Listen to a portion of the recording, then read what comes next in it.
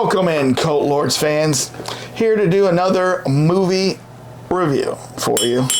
Ooh.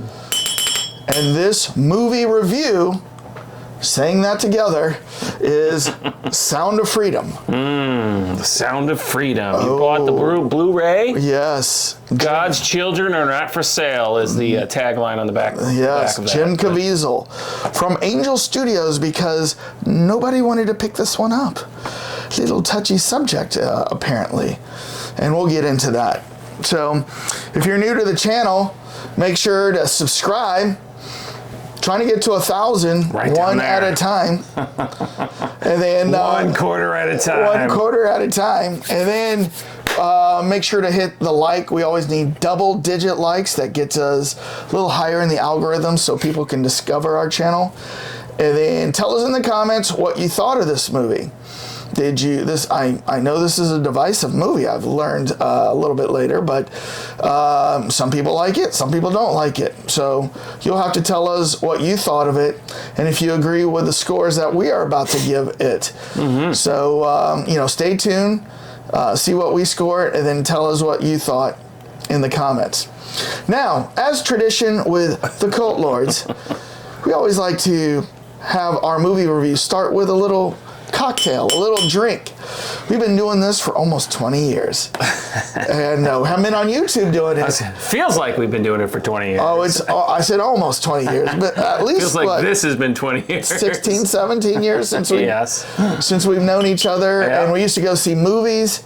We would actually start off by going to this one special restaurant that had the best charcuterie boards. Oh my, they had like a sushi menu of what you wanted on that charcuterie board. I've never seen that anywhere else. Oh no, it was so amazing. Like, what cheeses? They'd have like 15 cheeses, 15 meats, like about 8 bruschettas and all this, and we would just go through and check what we wanted, bring out, we'd usually get 2 charcuterie boards, and then we would the full sampling. Have some cocktails, then we go see a movie, then we go back to that bar, have some more cocktails, and then we would talk about the movie. And we did that for probably like 13 years. Yeah. And then COVID hit. And then when COVID hit, we stopped going to the movies because the movies were closed. And then we started watching YouTube, and we started watching all these other movie review channels, and we're like, why don't we do that? But we're going to keep the tradition of having a drink. Yep. So what are we having, Dane? We are having a mezcal, El Silencio. Seemed very pertinent for this particular movie. The Silence. The Silence. And 100% agave, made in the Pina Suarez region. Their logo, you can see a little bit of it on the back there, is like a rooster. You can kind of see the rooster reflecting in the back there, but cool bottle. Hey, I'm a big fan of come to snuff the rooster. I'm a big fan of mezcal because I like the smokiness you get from a mezcal, and this one looks like smells like a tasty one. A lot of herbs, herbaceousness. And, really? A lot of herbs, you think? It's not just the agave plant. That's it? Well, there's a lot of grassiness that comes from that plant, you know what I mean?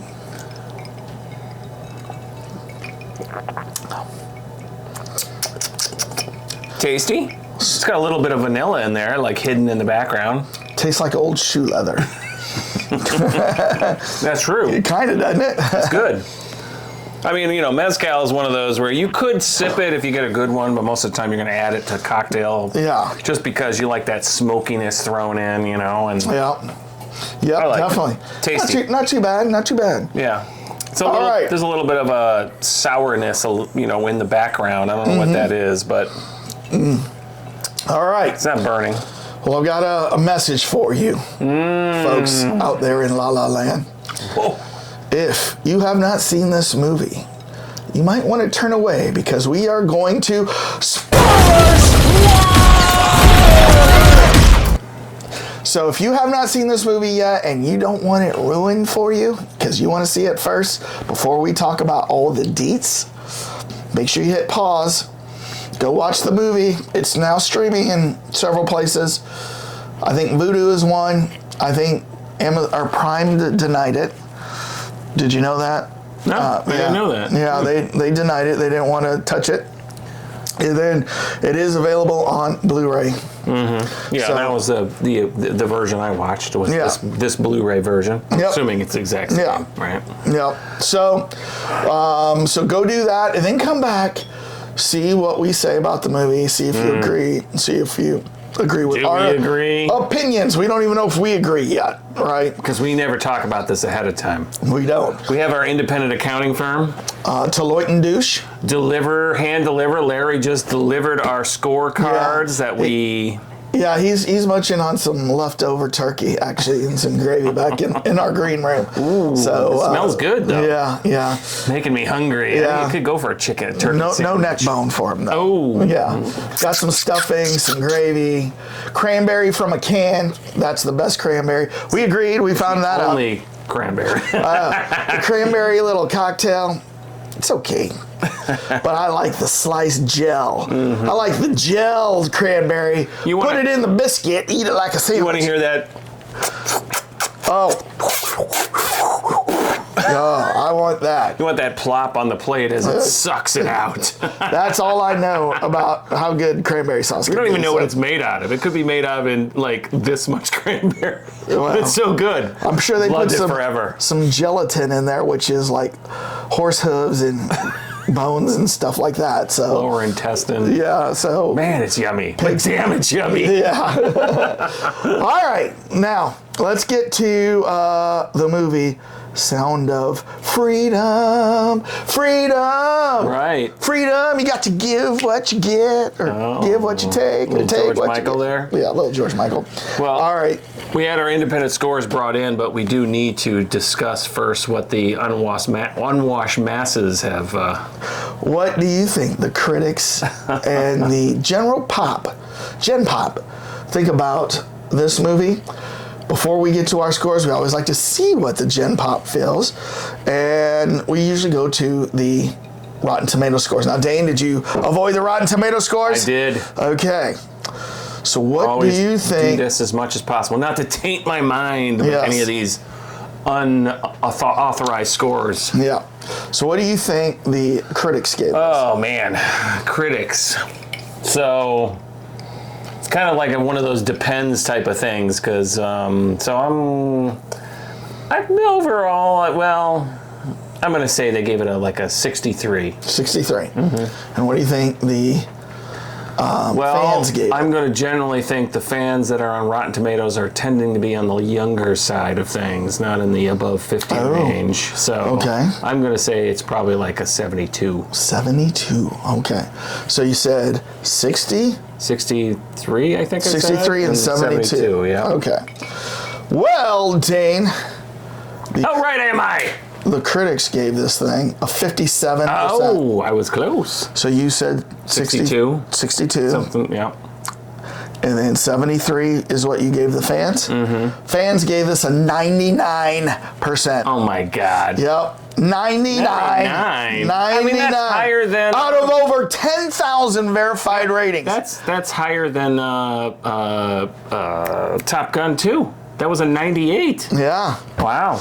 Yeah. So 99% out of 10,000. So that one is. You can see the critics and the audience kind of disagree with this. So right. But these are important. But I think the industry's been waiting to see what the cult lords think. That's true. What are our ratings? So on the count of three, Dane, why don't we share with our clients here, our client partner privilege, what our score was. So. Only through exclusive subscription you get access to this kind of information. Yes. All right. On the count of three.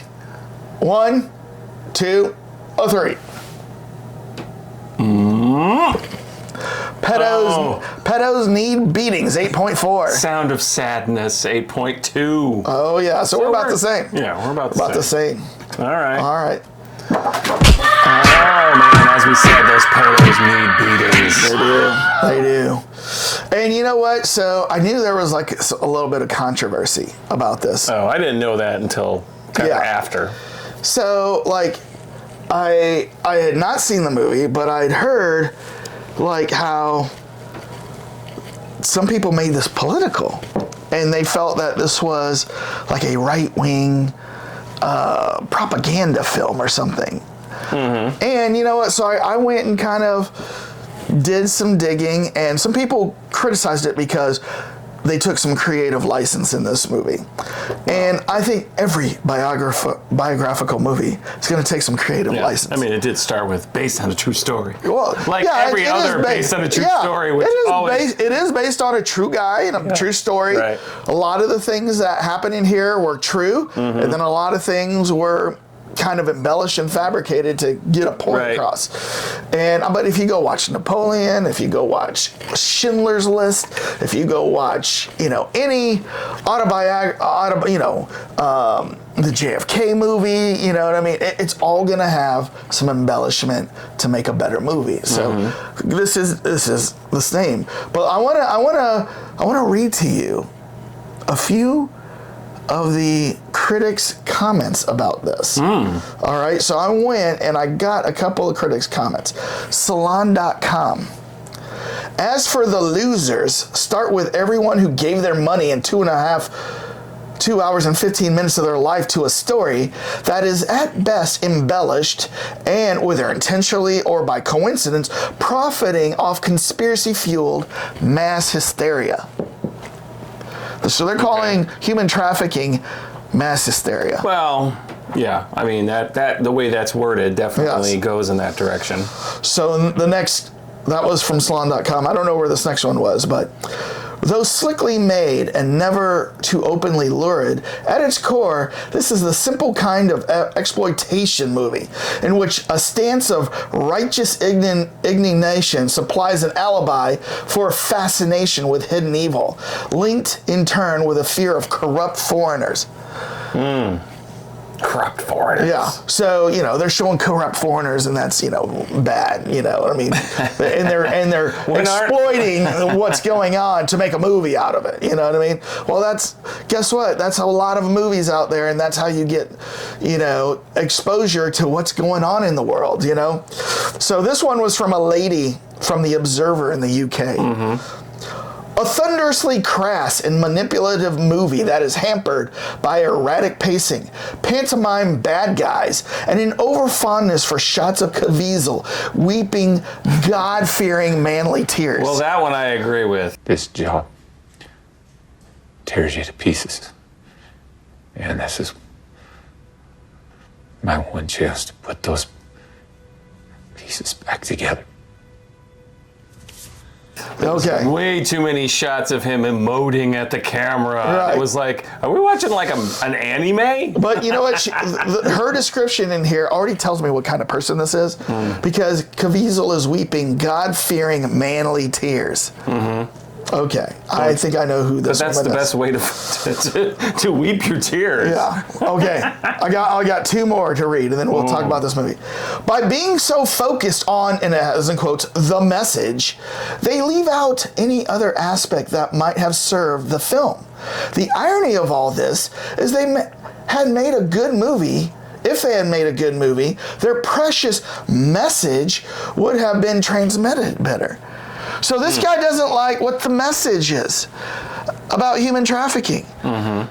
He almost sounds like an ally of human trafficking, the way he's talking about this. Right. I mean, the whole Taken series is about human trafficking. There's a lot of movies about human trafficking, right? Yeah. All right. Last one. Sound of Freedom's over-dramatic approach and conservative vibe. I was like, I didn't pick up the conservative vibe. When it comes to dealing with such a tough subject matter, it from being taken as more than a flimsy based on true events search and rescue story. I don't know. Yeah. So they're saying this was had a conservative vibe to it. So I don't know how rescuing children, maybe because they say God's children are not for sale. So maybe they equate that to Yeah, I mean, I think if people didn't see Caviezel, who plays Jesus, right? Plays Jesus, and they're I don't know if we're going that direction with the whole QAnon side of things. I mean, if that wasn't mixed into this, maybe people would not go that opposite direction. You know what I mean? Take it as like on its face value. yeah, sex trafficking is definitely bad. As I said in my thing, pedos need beatings. Yes. And you know what? Millions of people are affected by this. Yeah. In the world. I mean, they definitely made it seem like it's what's the word I'm looking for? A realistic situation. You know, in the sense that, you know, again, you know, a lot of it is like, well, if I was a guy if I was in Latin America, and then I'm saying this from a completely, like, I'm looking at it from the other side. This is a great way to, like, pick up kids. Right. Entice them to do the voice or whatever, get a beauty queen, pay everybody off, and then, hey, whoop this, I got 30 kids. So that part in the movie was true. Yeah. So I went and read what was true and wasn't true. Okay. So they used that guise of like a beauty pageant to get these kids. Okay. What was fabricated in this movie, or embellished, as you could say, is the guy who Jim Caviezel plays is a real guy and has saved hundreds of kids and went down to South America, quit his job from Homeland Security because they weren't going to support if it didn't involve like American children, right?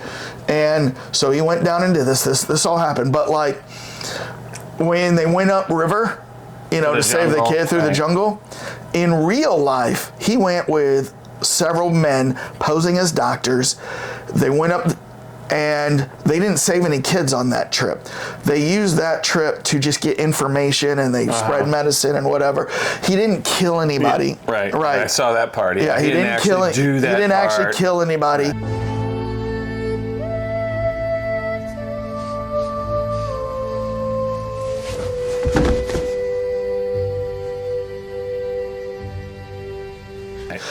They embellished that to make him, you know, more exciting. Yeah. Liam Neeson story, you know what I mean? Right. It's kind of like Taken, right? You know, so that didn't happen that way. Right. You know, he didn't focus solely on this one girl, like the movie kind of centered around this one girl.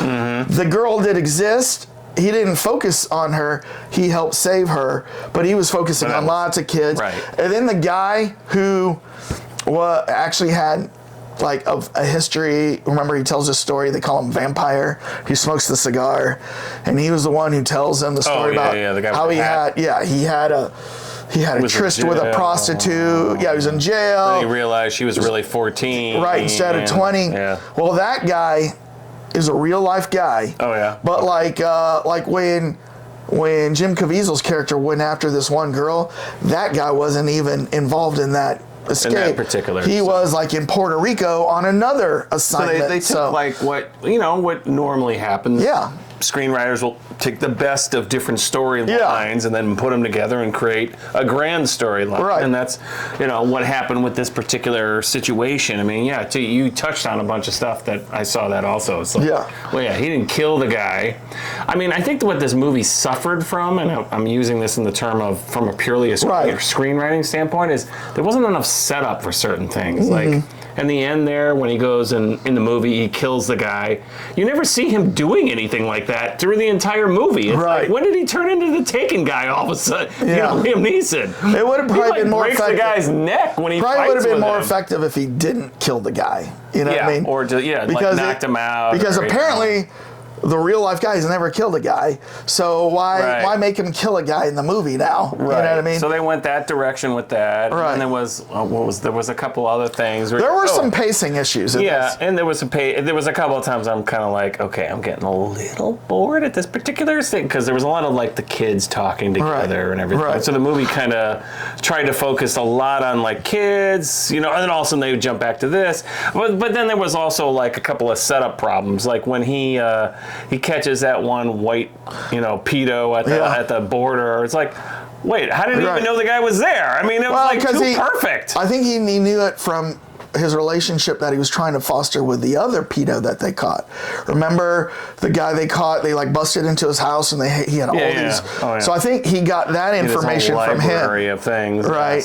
And I don't know if those parts are true or not, but they didn't really need to go to the guy on the border kind of thing, really. So, I mean, if you look at our scores, 8-4, 8-2, we liked it, but we had Well, you had some issues with it too. yeah, why it's not in the 90s like the audience score? Right. is. I mean, I think if you purely step back and don't look at the outside things going on, influences and everything of the movie itself, you have to just look at it as a standalone. Yeah. I mean, it was an entertaining movie. Mm-hmm. Definitely a subject that no one wants to, everyone would wish wouldn't exist.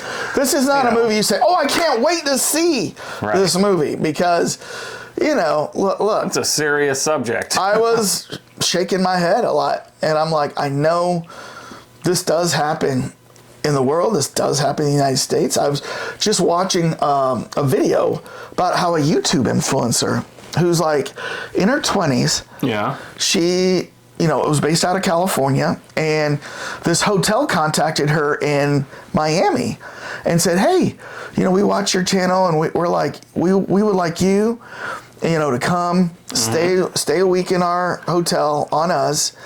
Sounds like a great deal. Yeah. And we'll pay for your trip out here. Mm-hmm. All we want is you have to maybe post a few times while you're here about the enjoyment you're having at the hotel and the great amenities. Where's the hotels calling the cult lords? Yes. Well, so what happens is they said, so we want you to bring, one of your girlfriends. It's for 2. Mm-hmm. Bring one of your girlfriends, and then, we'll fly you out. Well, she asked all of her girlfriends. No girlfriends wanted to go, so she decided to take a boy with her. So they get on the plane. They fly first class. They get there. A guy's there to pick her up. It's got her name. And when he sees the guy, he goes, where's the other girl? Who's this dude? Who's this dude? And they go, well, I asked all the girls, and, nobody could come, so this dude came.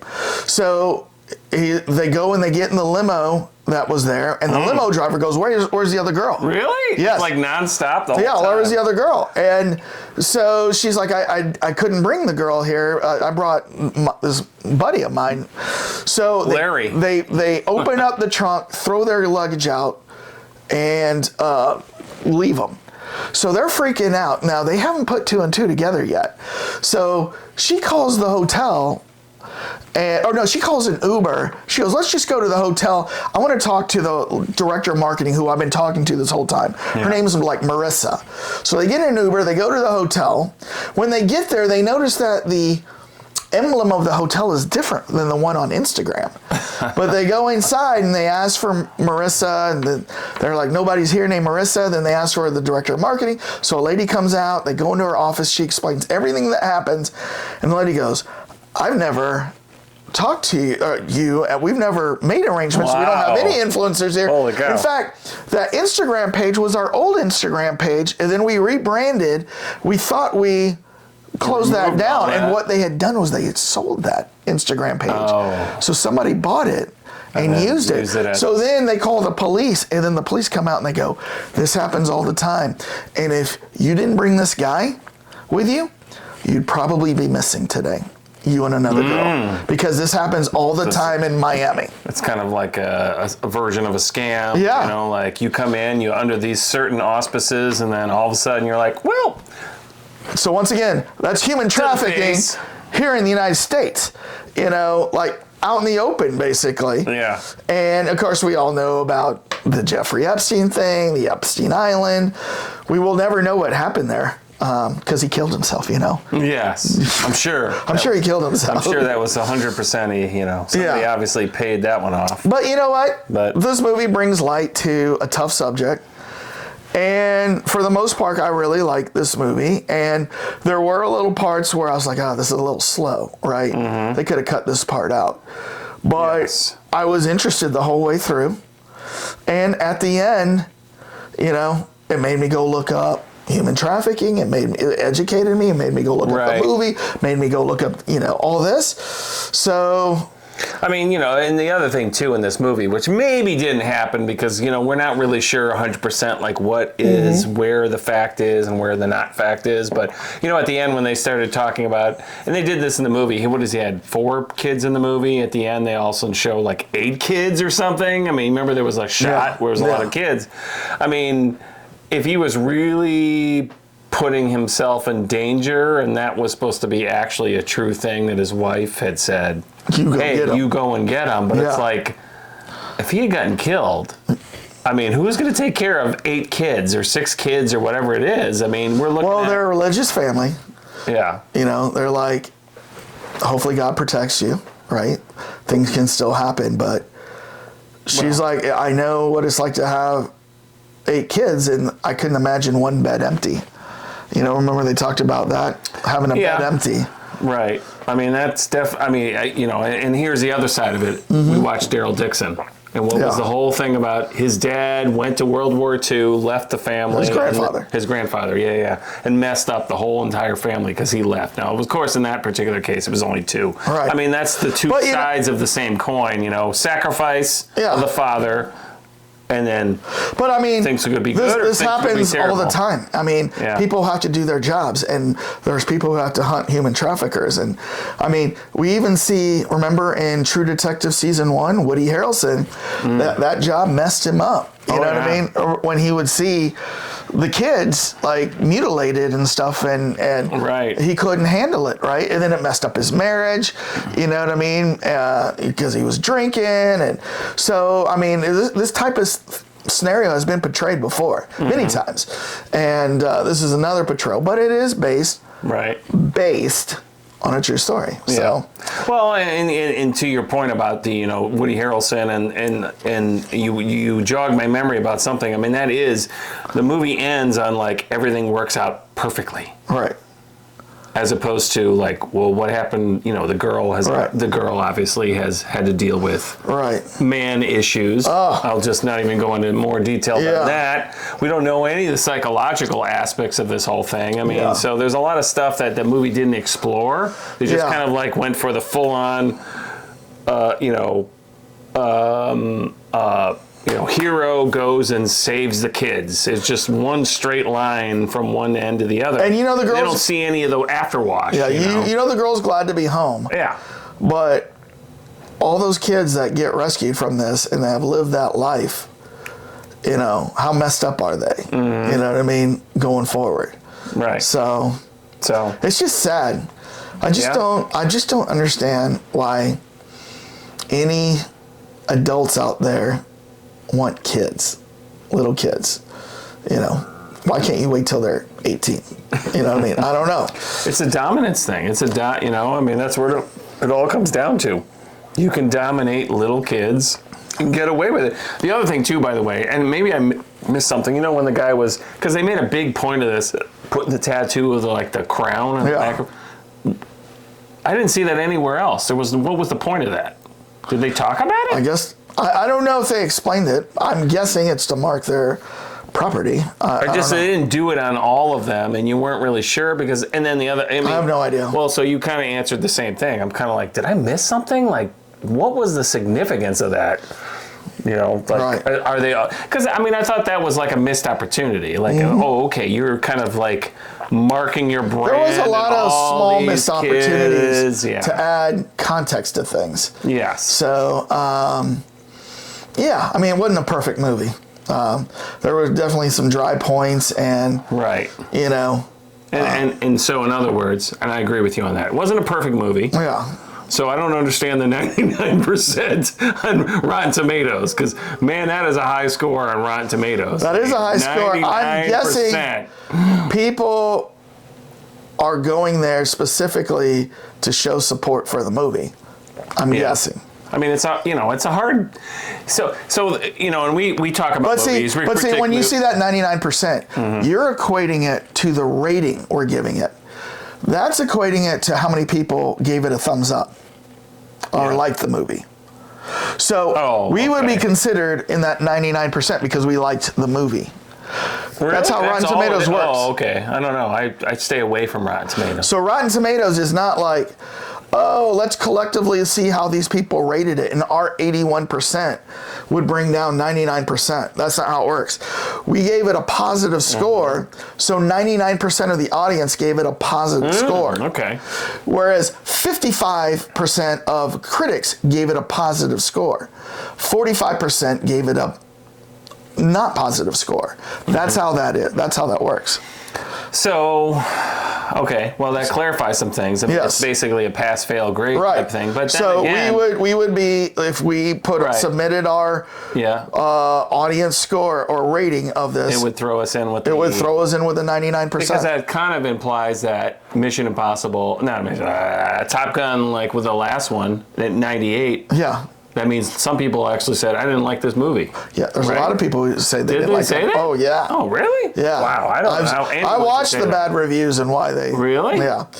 Once again, It's just, yeah. people like talking about toxic masculinity. That's why you got to watch the Cult Lord scores. Right. Because we give an even-keeled score based on, what we think the It's our script is opinions. written, the movie was written, the pacing. Yeah. We give like that more realistic score. I didn't see politics in there. I saw an issue that's being handled, how it was handled, a little embellishment to make it a little bit more exciting, a little bit more Liam Neeson taken, go get your daughter, you know what I mean? Kill a guy, you know what I mean? Which is embellishment, but I didn't have problems with that. So. And it is a hard subject. I mean, I think maybe, the irony, of course, and getting back to what you just said, is that Taken is a movie that is done for entertainment purposes with a very bad subject that somebody is going to go and try to kill off, whatever you want to call it. In this particular case, when you come into the premise of this is happening, it almost was like a documentary type scenario, and that this is reality, people. This guy did all this. He, went in and saved all these kids and everything, which is great. I mean, it was, from a movie standpoint, it worked really well. I think that's where it kind of like, if you didn't have the background, So, I mean, and the other side too is I think from a money standpoint, right? I mean, this came out at the time when, because you heard about like this. Indiana Jones. Yeah, it beat Indiana Jones. Beat like a lot. And Mission Impossible, right? Well, because once again, if when people try to make this political, either way, and they tell people don't go see it because this is, well, then guess what happens? People want to go see it, and then that's what they did. They drove. I think the people who were tearing this down drove people to go see it just to see what it's all about, right? And then when the people saw it, they're like, I don't see what the big deal is about this as far as what you're saying. I like the movie, or I found it interesting, or I found it informative. I don't get it, right? And so they go on to Rotten Tomatoes and they say, liked the movie. So, I don't know. Well, because but like Golden Compass had a big problem with that too. Yeah, that's the other. And it was the other way around. It was the other way. Yeah, where they boycotted it and all that, and it was like you watch the movie, you're like, I'm not really sure I understand where this went from. So there's a lot of people that never actually saw the entire movie. You're right. And went like that was a situation where conservatives were saying don't go see this movie. This was a case where progressives were saying don't go see this movie. Yeah. So. You know what? When you try to boycott things like Chick-fil-A or Bud Light, you know what I mean? Typically, I'm so against that. You know what I mean? Do your due diligence. Yeah. Boycott the things that matter. Yeah. The things that make no sense whatsoever. I don't know. All right. Well, we both liked it. I'd like to hear what the Cult Lords viewers thought of it. I'm sure we're going to have a spectrum. Please flame us. Yeah. Flame us if you think you want to flame us. But, I mean, once again, it's a matter of opinion on if you found the movie valuable or entertaining or exciting. In this case, it was not exciting. It was, I thought, valuable and informative. And sad, too. It tells a sad story. Yeah. So, and there was some exciting parts, Yeah. The whole thing with the jungle and everything. But, I mean, I agree with you on all that. Right. Let us know what you think, people. Let us know what you think. We want to hear, are we, you think we're crazy on this whole, whatever you want to call it. Rant's not the right word, but I mean, we think some of Rotten Tomatoes obviously is wrong in some form or another. You can look at these things from an even-keeled standpoint. Well, once again, if you look at our scores, 8.4, 8.1, that would be a B-. You know what I mean? Yeah. Mine would be close to a C.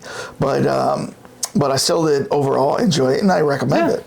So it was an entertaining movie. All right. And you want to recommend it to people. So all right. Well, let's go. Make sure to hit subscribe, hit like.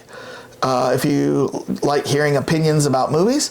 And then tell us in the comments what you think. So, Dane, share my closing thoughts. Freedom. Sound of freedom.